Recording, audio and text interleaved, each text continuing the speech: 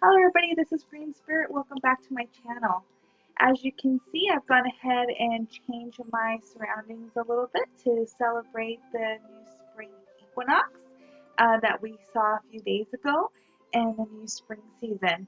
Here in my area, we are still kind of fighting between Old Man Winter and the Maiden of Spring. Just a few days ago, it was snowing and very blustery and just very, very icy cold. And today, although it was a little cloudy, was super warm and super nice. So I guess I will have to see when spring really shows up in my area. Usually, I really recognize spring as being here when I start seeing robins, and I haven't yet seen robins. So, we'll see when we get the first sighting. Anywho, today I wanted to go ahead and talk about a very important topic, which is a topic that is going to be a little bit more geared towards um, the women within this channel that watch this channel. Although, if you are a man and would like to learn about, or if you have daughters and you want to know about how they can connect a little bit more with their Moontime, you could also, this might be of benefit to you, I'm not sure. Traditionally, now that is, Moontime is a term that I use. I'm not sure exactly where I heard it or when I heard it, but I've been using the term Moontime for a really long time. Before, when I was growing up, I always heard it as, just your period or your rag or um, your unwanted visitor, or, in Spanish they would say like the regla or something. But none of those terms ever really rang as something positive for me. It was always something that I felt just was very negative. Like, oh God, you're on your period. How many times have us women heard that, and you just want to grab the person that just said to you, shake them, and make them see how awful that sounds.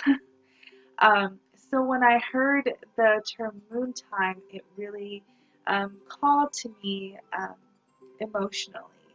Um, when I was growing up, unlike a lot of girls that um, just didn't want the idea of having a period, I actually had the opposite.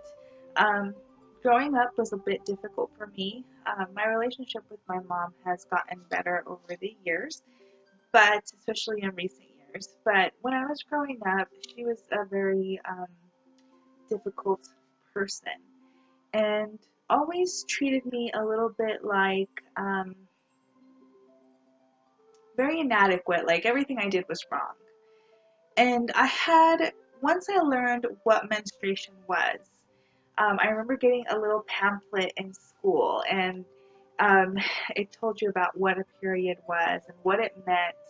I remember reading that little pamphlet and I thought, oh my goodness, this means that I'm going to become a woman, that I will have equal say or at least be heard.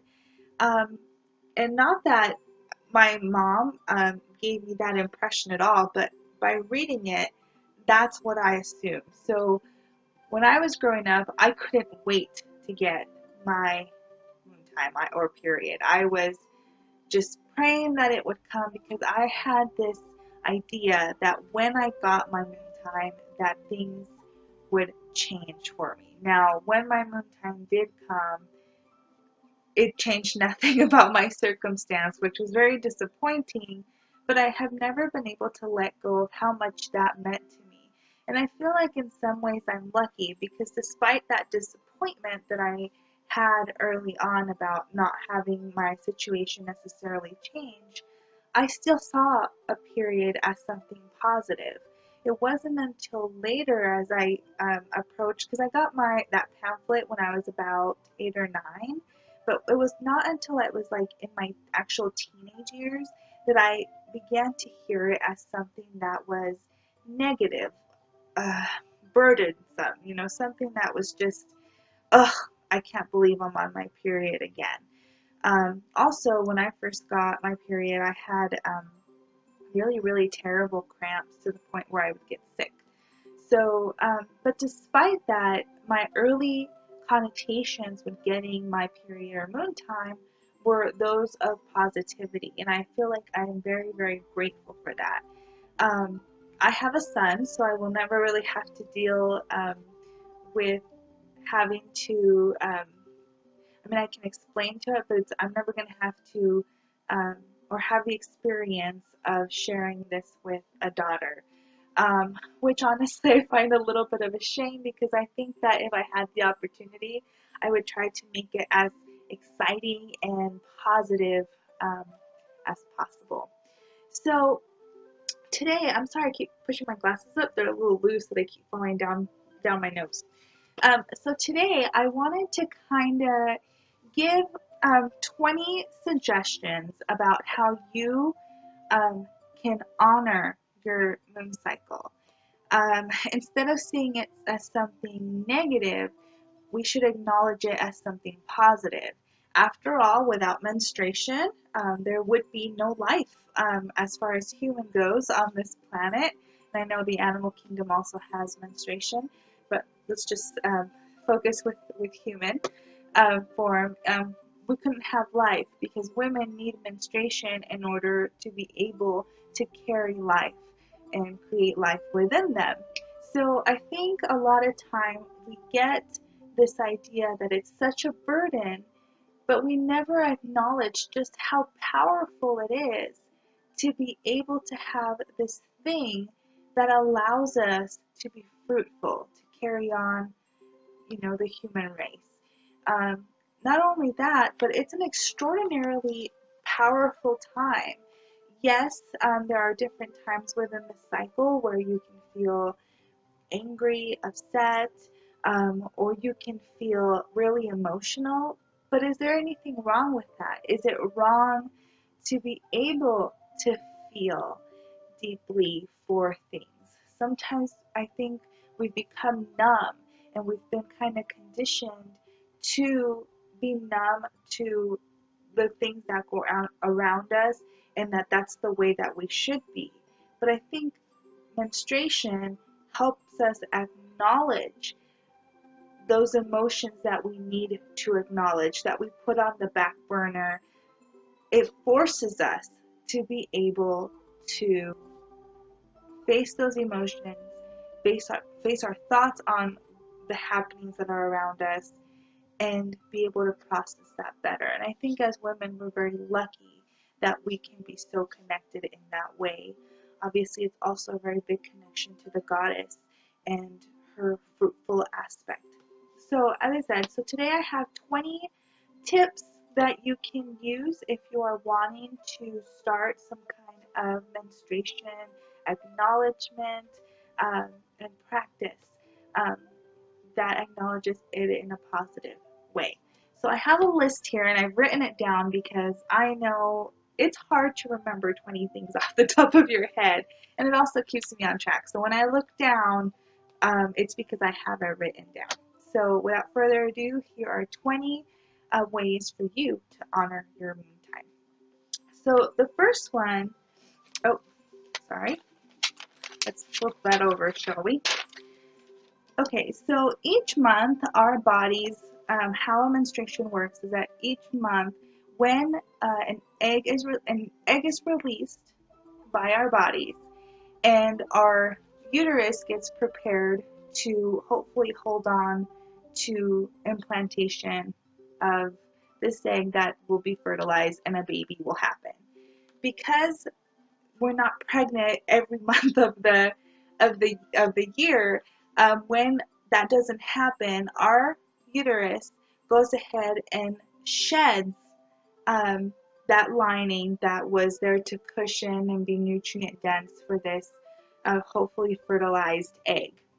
As such, to tap into a little bit of this idea of shedding that which is of no use to us or no service to us, one thing that you can do is each month write down something that you would like to shed from your life, something that has been bogging you down, that is of no service to you, that just really is keeping you from a higher vibrational state. Write it down.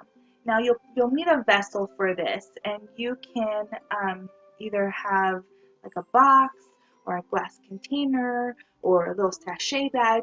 Have a vessel that contains these things that you would like to shed through your life.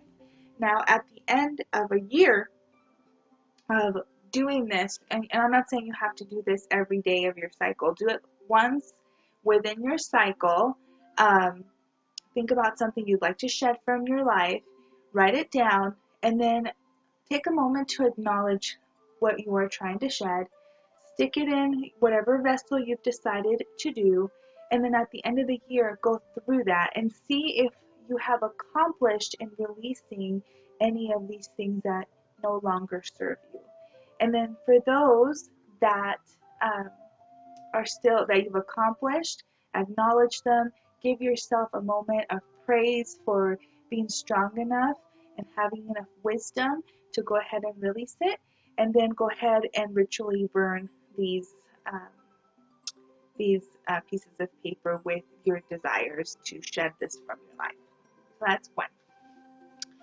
Number two, if you keep a book of shadows or grimoire, take the time to document what your first menstruation or moontime was for you. For some, it could have been extraordinarily magical. For others, it could be completely embarrassing. For some, it might even be scary or painful. But it's important that we acknowledge how we experienced our moontime at that time, because whatever the situation was at that time, it's helpful to look at that and then see how far we've come and if we need to tweak our view of things. But also, it's just a beautiful thing to attach as a little bit of history within your Book of Shadows or grimoire. Number three, as a woman, as I said, we have had society impress upon us that menstruation is something that is dirty, burdensome, unnecessary, and even a weakness.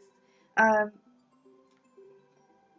when it becomes unnecessary, several years ago I saw this ad for a pill that would take your period away except for 4 months out of the year, or once a year or something like that. And I remember thinking how crazy that was. How despite the fact that yes, a period can at times be inconvenient, um, I would never make that choice. Now I'm not saying that for others it might not work better for them, but for me personally, I just felt that innately my body was made this way for a reason, and I didn't want to tamper with that. However, I want to the purpose that I'm bringing this up is because these societal things that we hear about menstruation are so absolutely negative and really low vibration. And I think we need to change the dynamic of how we see menstruation. As a way to do this, I would suggest that you would take the time to make a list. Now, what you will do is you will get a piece of paper and you will have two columns, one negative and then one positive. Then take a moment to acknowledge all the negative things in a one word phrase, such as dirty, tiresome, something like that, and write all those things that you have been conditioned to accept as part of menstruation. Okay? Now, once you have taken the time to do that, and what I want you to really look at those words slowly and carefully so that they are very visually in your mind. Then I want you to go to the positive side of your list and try to convert that negative word into a positive. Or it doesn't have to be positive as a one-word phrase. That might be a little difficult, but you could do something like a positive affirmation that kind of disarms that negative word. And you will be amazed how much that changes your perception. Okay. Number 4, you might want to create a specific or purchase a Moontime candle. Now this could be a large jarred candle. I prefer them jarred at times. You can also do like a big pillar candle and dedicate it just for your Moontime. And as part of ritually acknowledging your Moontime, light it only during your Moontime, whether at the beginning or the end or within the whole cycle, but only light it at that time. And also create um, like words of power or an affirmation, and say that affirmation every time you light it to acknowledge your desire to connect with this energy. An example of one would be, I am whole onto myself. Okay. Number 5, create a menstrual oil or salve that either provides like pain relief. So if you have cramps or something, you can create an oil or salve that you can apply, on your tummy, or one that just simply makes you feel emotionally good. And then you could also anoint, your belly or your forehead, and just create something that benefits you, or create both. Have one for pain relief and have one that just really taps you in and soothes you. Okay. Number 6, create a sacred chant or song that you say when your menstruation arrives, throughout your cycle, and even at the end, to acknowledge that menstruation power. There's a wonderful song that I found on YouTube that is called Medicine Song for Moontime.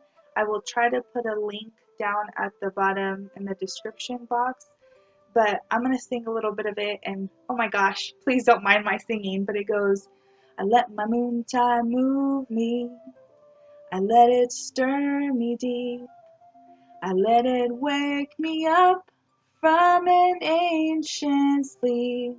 She lets me laugh all my laughter, she lets me cry all my tears. Yes, I love my womb, so grateful that my Moontime is here. This little chant, like I said, I found on YouTube. I can't remember the girl who wrote it, so check out the link so you can hear her version, which is the same version, just sung by her. And apparently it came to her as she got her menstrual cycle. And when I heard it, it just rang so true to me that now it's become part of my practice to say it when I receive it myself and throughout my cycle. And there's just such resonance with that chant that I just absolutely love. So check out her video because it's so catchy, it'll stick in your head. Number 7, create a Moontime altar. This altar can contain pretty much anything you want.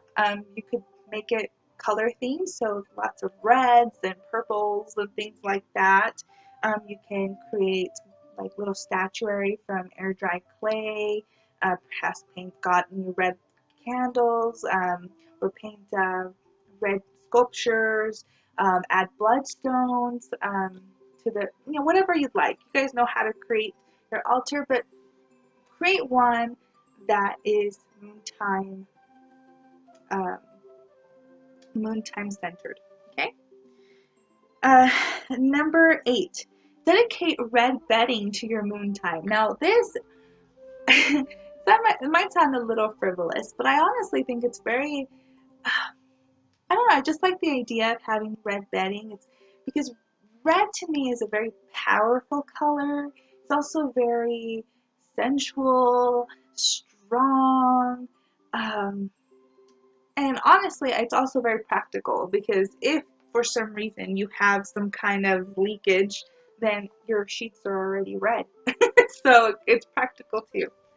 Number 9, consider changing from conventional menstruation products to those that are more body friendly as well as earth friendly.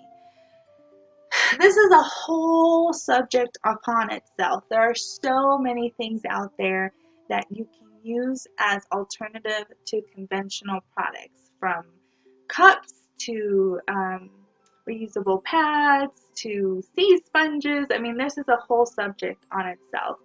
But I would encourage you, I know that not everything will work for everybody, but I would like you to take a moment to do some research on how harmful, not only to your body and to the ecology around us, that sanitary products have on our environment. It's actually quite surprising. You really don't think about it when you're using disposable products. It's so easy just to use them and toss them away, but they really can create a problem within your body and within the environment. I'm going to show you something really quick. So I recently bought some new sanitary pads that are reusable. I went through a company that is called Novel Red. And for you, some of you might think, oh, how gross, how disgusting, but really, it's you. It's your body, it's your fluids. I mean, I guess, I'm not here to step on anyone's toes, but I'm just going to show you some fun things that I have. So I recently went through this company called Novel Red. They make they make sanitary products, pads for a menstrual cycle that are reusable and are really absorbent and really, really nice. So I got to show you this one because it's a whole bag, okay, that I purchased. These are new, and they come in like super fun um like images. Like this is Frida Kahlo, which is my favorite painter, and they're like super soft and cushy. And if you're interested in this kind of thing, oh my gosh, there's like 100 videos on YouTube about different reusable pads. So I'm not going to go into it very much just because that's a whole other can of worms. But just consider changing over, or at least researching conventional products, but that are more body and earth friendly. There is a company that I used to use, I think it's called NatraCare or Nurture Care or something like that, that make regular disposable products, but they're made organically and with 100% cotton and all that stuff. So if you don't want to use the reusable stuff, there are options out there that you can use. And you're honoring your cycle by honoring your body and by honoring the earth by doing so. Okay, let's see. Okay, now this is where this might get a little freaky for you guys. Now, this is not for everybody, and I'm not saying that, everyone has to do it. I am simply providing you an option. There are other people who have discussed this before on YouTube, so I'm by far not the first one. But an option that you have to honor this time would be to give a blood offering to the earth. Now, what that means is I'm not expecting you to go outside and slice your hand open and impress it upon the earth. It's more about honoring your moon time and providing for that.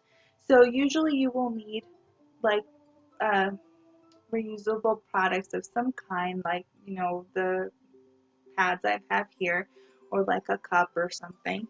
But what you would have, and I created this vessel, and I'll show it to you guys. Okay, this is my moon vessel. I'm gonna scooch in here. It's basically just a little glass jar that, like a normal like jelly jar, and there's a crystal in here. There's a quartz.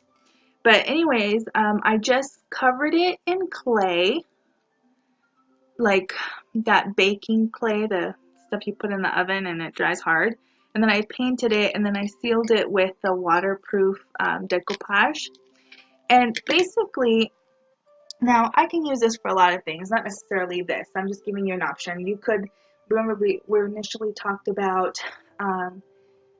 having a vessel to put your intentions in. This would work perfectly, you know. But what I wanted to do was do like a Moontime blood offering to the earth. And basically what you would do is you would take one of your reusable pads, or if you have a cup, pour a little bit of the blood in here, put some water, and then there's a crystal in here as well, but you don't have to do that. At least that's my next one. But you would essentially just find a spot in your backyard or something, say words of power. It's very ritualistic. You guys know how to do this. And then just offer it as an offering to the earth. Now, why would you want to do this? For some, again, it might seem gross or whatever, and that will be completely up to your perceptions and your views. But why would you want to do this? First of all, let's remove some of the stigma about giving blood offerings to nature. First of all, in conventional farming, a lot of farmers actually use blood meal as a fertilizer. The reason for this is because blood contains a lot of vitamins and minerals, nitrogens, and protein that are really good for the soil. And so blood meal, the kind that you buy like at the hardware store, like Lowe's or Home Depot or something, is actual blood that's been desiccated. Now, you might ask yourself, well, where do you get this blood where the farmers would add this or gardeners would add this to their gardens? It's actually done by the meat industry. The blood from the animals that are slaughtered does get used as well for fertilizer on the ground. So the idea of using blood products to fertilize and give as an offering isn't really that unusual if you think about it in that context. And a reason then for being able to give this back to the earth is because one, it connects you to the earth, but also it provides nutrients to the earth. Now, we have to have some common sense on this, okay, guys? So if you have,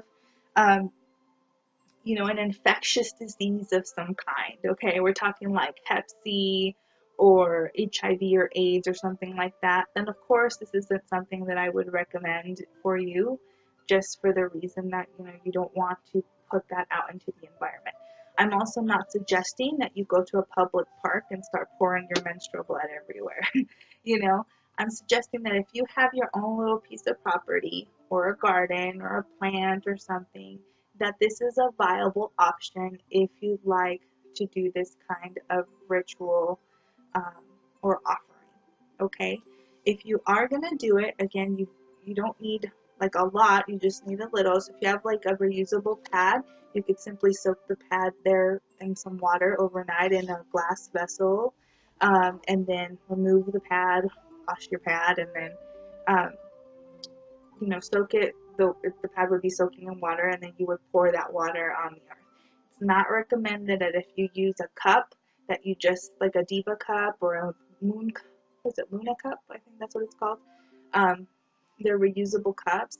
I don't recommend that you go pour it directly, because actually, since blood has so many properties in it, it can actually burn the plant because it's too strong. So you want to dilute it in water and then use it in that way. Again, this is not something that is going to be everyone's cup of tea, but it is an option if you would like to do it. Okay. Number 11. Create an iron-rich meal for yourself at least once during your Moontime cycle. Obviously, when we menstruate, we are releasing blood, which contains iron in our bodies, and a lot of people who, especially like women that are going through menopause or people who bleed very heavily, a lot of times can be iron deficient, because iron deficiency, it's because of so much of the release of the blood. So make sure that at least one meal within your moon cycle, you have an iron-rich food. If you can do it every day of your cycle, even better. And that can mean whatever to you. If you consume meat products, then that will be a little bit easier for you. If you are vegetarian or vegan, then you will have to consume more iron-rich sources like leafy greens and the like. Okay. Number 12. Charge a crystal or cowrie shell. A cowrie shell is very much associated with the goddess and with the vulva. Charge it with some menstrual bloods. I'm talking like anoint it, leave it there for a little bit, obviously wash it off, and then, empower it, charge it, and then use it in your magic for an extra boost of power. So if you have like a crystal that you do that with, you could do it every month to keep it fresh every month. You could do it, however energetically you feel. You could do it on your altar. You can carry it with you, however you use it. But that is an option for you. Share space. Oh, I'm sorry. Let me tell you which number we're on because I haven't been saying the numbers. So that's number 12. Number 13, share space with other menstruating women. Now, this has become a worldwide movement with such gatherings as the Red Tent Movement. If you've never heard of that, the Red Tent Movement is based on a book and on a film that is about women in menstruation that go into this red tent and they discuss women problems and things like this. And it's become this worldwide movement. Unfortunately, like in my area, there is nothing like that. I would have to drive at least 2 hours to become part of that kind of thing. So I am considering, I recently found a group that is 2 hours away. I'd like to at least give it a try. So I might do that, and if I do, I might bring you guys along if they permit me to at least do a little bit of videotaping of that. I don't know. I'll let you guys know if that is a possibility. But if you do not have that available to you, you can certainly, do it with some friends or family members, and just take the time to share space together. It doesn't necessarily have to mean ritual. It could just be taking the time to set some time aside where women get together and just talk and share food and share each other's company. Okay. Number 14, create a nurturing ritual for yourself. Now that can mean anything. That can mean a steam bath. That can mean taking a walk and doing an offering. You can create a ritual bath. You can make it a ritual that every moon cycle you're going to read at least one book that is female oriented. Ritual, the word ritual can mean many things, but create a nurturing ritual for yourself within your cycle, whatever that means for you, and take the time to honor it. I know life can get hectic. We have families and jobs and things going on all the time, but it's important that we acknowledge that sometimes we need that space to ourselves. So go ahead and set some time aside, plan for it, and then accomplish whatever that ritual is to you. Okay, number 15, create a ritual menstrual bath salt blend. So, like for mine, I would put rose petals and, lavender and, things like that.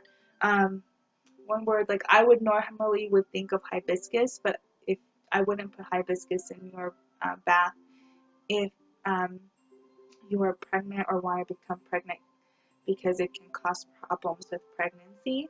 So I don't plan to become pregnant, so a little bit of hibiscus would be fine for me, and it also tinges your water a little bit red if your water's hot enough. But if you are pregnant or wanting to become pregnant or even breastfeeding, don't use hibiscus. Okay. Number 16. Now this one sounds a little weird, but I think it's a beautiful way to honor it. So what you can do is you can take a beetroot. Now we all know that whenever you cut a beetroot, the juices are really strong enough to dye things. And so what you could do is you could take a beetroot, cut it in half, carve something into it, like a heart, a spiral, like this diamond vulva shape. Cut it into the beetroot and then stamp your palms of your hands and have that while you are on your moon time. Now, for some people, this might not work. If you work at a bank and are constantly shaking people's hands, they might be questioning you why you have that. But I think it's a really beautiful way to acknowledge your menstrual cycle, your moon time, and also connect you with the goddess. Like if you carved a symbol of a goddess, or something, or a heart within a spiral, or something like that, I think it's just a beautiful way to acknowledge that you are going through a menstrual period. And it's not going to stay in them forever, so you may have to apply them every day, but I just think every time you look down at your hands, you remember. You remember that connectedness. So, an option for you guys. Uh, Number 17, create your own menstrual chart. So menstrual charts, nothing new, but how about make it fun? Make it a scrapbook style. Make it an art journal style. Make it fun. Do a bullet journal. Do whatever kind of calls to your fancy, but make it beautiful. And then an additional thing that you might want to do is to document, after some months, document when you have your moon time every month, whether you have it closer to the new moon or closer to the full moon. The reason for that is because, and I'm not going to go into it, that's a whole subject on itself, so I'm going to let you guys do the research. But there is information out there about what it means and the symbolism of what it means if your period comes in the new moon versus the full moon. It also will give you, there's also information out there about the different colors of blood within your cycle and what that means. So document, find out, and research. And I think you're going to be very impressed with the stuff that you can find about your moon cycle. Okay? Number 18, create at least one piece of art, music, writing like a story, or poetry during your cycle. I find that some cycles I am very lethargic. I'm just not in a good headspace, but most of the time I feel very empowered and creative during my moon cycle, so I find a lot of inspiration. So it's a wonderful time to get a little bit creative and write something down. I'm not saying that you have to write the next, you know, greatest novel or, something like that, but take the time to write. And it doesn't have to necessarily be, moon time related. It can just be something that, um, that comes from you within your circumstance or something beautiful that inspired you. It doesn't have to be moon time centered, but, just create something and tap into that creative energy. And we are almost at 40 minutes. Oh my gosh, I'm so sorry. I have two more. Number 19, attend a sweat lodge or sauna to assist in the purification process. Since ancient times, sweat lodges have been used in many cultures. Native Americans have used them, the Aztec people used to use them, but around the world, sweat lodges or sweat huts have been used as a form of purification. The modern version is the sauna. So if you don't have access to a sweat lodge, go to your local Y and take a steam.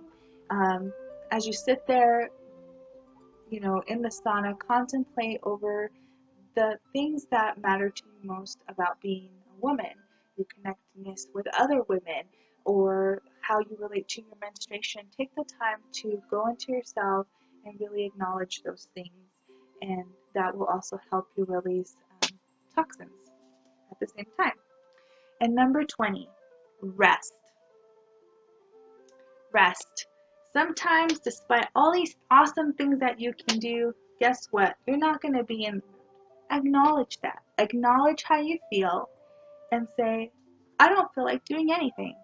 I feel like laying here on this couch, possibly watching nothing but Netflix for hours on end, or reading a book, or heck, just looking at your ceiling.